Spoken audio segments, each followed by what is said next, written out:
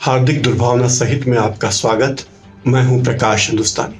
आज 25 जून है, स्वतंत्र भारत के लोकतांत्रिक इतिहास की एक प्रमुख घटना, आपातकाल। 25 और 26 जून 1975 की दरमियानी रात इसकी घोषणा की गई थी और 21 महीने बाद 21 मार्च 1977 को आपातकाल हटाने की घोषणा की गई।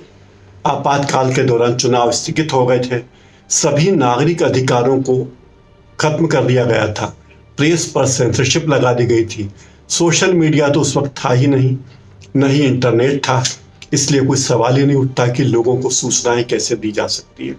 तो एक तरह से वह बड़ा बुरा दौर था। आपातकाल के दौरान तत्कालीन प्रधानमंत्री श्रीमती इंदिरा गांधी ने मनमाने तरीके से काम किया। हुआ ये था कि 1971 के आम चुनाव में कांग्रेस को जबरदस्त जीत मिली थी। लोकसभा की तब 518 सीटें थी, उनमें से 2/3 से ज्यादा सीटों पर कांग्रेस ने कब्जा किया था। 352 सीटों के बहुमत से जीतने वाली कांग्रेस के पास इंदिरा गांधी के अलावा और कोई बड़ा नेता नहीं था। इंदिरा गांधी का राजकाज एकाधिकारवादी हो गया था और वो मनमाने तरीके से काम करती थी। संजय गांधी उनके बेटे उनकी मदद करते थे और कांग्रेस में जो हालात थे उसमें इंदिरा गांधी के अलावा और किसी के प्रधानमंत्री होने की बात सोची भी नहीं जा सकती थी। तब कांग्रेस के अध्यक्ष थे DK बरुआ, देवकांत बरुआ। उन्होंने नारा दिया था, Indira is India and India is Indira. तत्कालीन राष्ट्रपति फखरुद्दीन अली अहमद थे और वे इंदिरा गांधी के इशारे पर काम करते थे। जब आपातकाल लागू करने के फैसले पर हस्ताक्षर करने थे, कहते हैं कि तब वे अपने बाथरूम में बाथटब में थे और उन्होंने बाथटब में बैठे बैठे आपातकाल लगाने के दस्तावेज पर हस्ताक्षर किए थे। यह एक ऐसी बात है जो बाद में कार्टूनिस्टों के लिए चर्चा का विषय बनी और उन्होंने बहुत कार्टून बनाए। 26 जून की सुबह आकाशवाणी से इंदिरा गांधी ने राष्ट्र के नाम संदेश दिया और उन्होंने कहा कि मैंने आम आदमी और महिलाओं के फायदे के लिए कुछ प्रगतिशील कदम उठाए हैं। उन कदमों से नाराज होकर विपक्ष के लोग मेरे खिलाफ साजिश रच रहे हैं।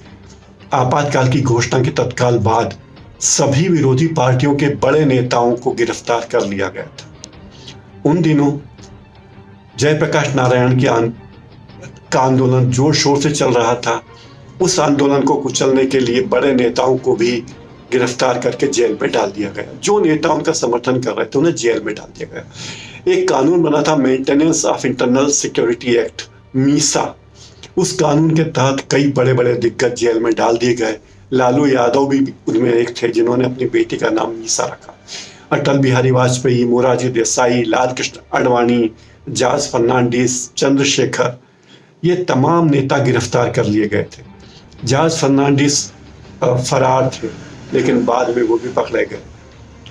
RSS पर बड़े सघन प्रहार किए गए और RSS को गैर कानूनी संगठन घोषित कर दिया गया।